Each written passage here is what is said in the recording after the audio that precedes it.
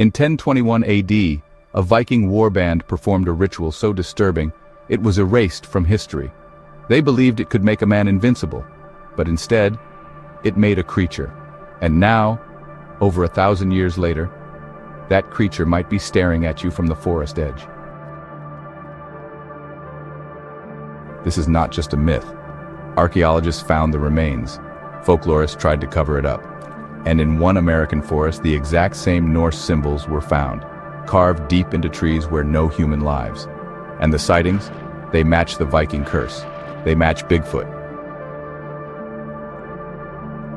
In Viking myth, there was one final stage beyond the berserker, a forbidden ritual called Hamingja's wrath, 3 days of fasting, animal skin fused to flesh, and the heart of a wolf, eaten raw under a lunar eclipse. It was meant to merge man and beast, create the perfect killer, but it always ended the same way. The man was no longer human, and he could never die. In 1021, a warband disappeared into Vinland, now believed to be eastern Canada or the US Northeast. No bodies were found, just broken shields, and strange trees, carved with runes no scholar could fully translate. Nearby tribes tell of pale beasts with burning eyes who screamed like men, but moved like animals.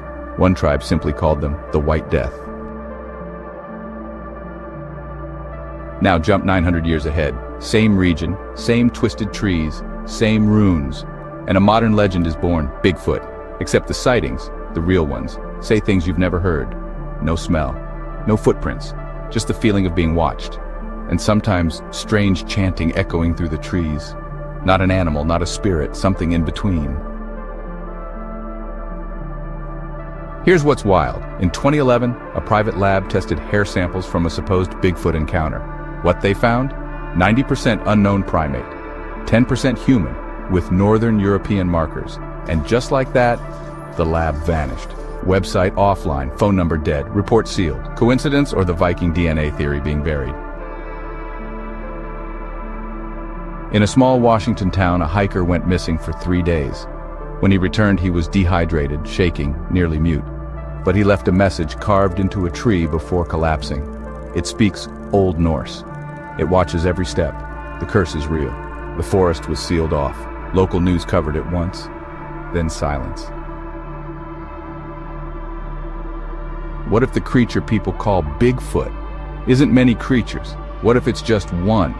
The last survivor of a ritual gone wrong. The original Viking beast, still walking, still remembering.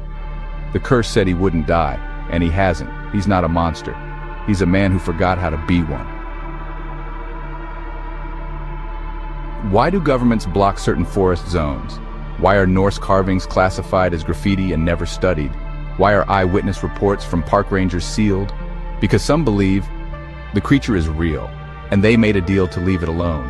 But something is changing. Sightings are growing, and the old runes are glowing again. The Viking curse is awake. If you think this is dark, wait until you see the mountain where 3 bloodline myths, Bigfoot, vampire, and Wendigo, all overlap. One place, one secret, one forbidden truth. It's the next episode, and it gets worse. Tap subscribe, stay curious, and never walk alone in the forest again.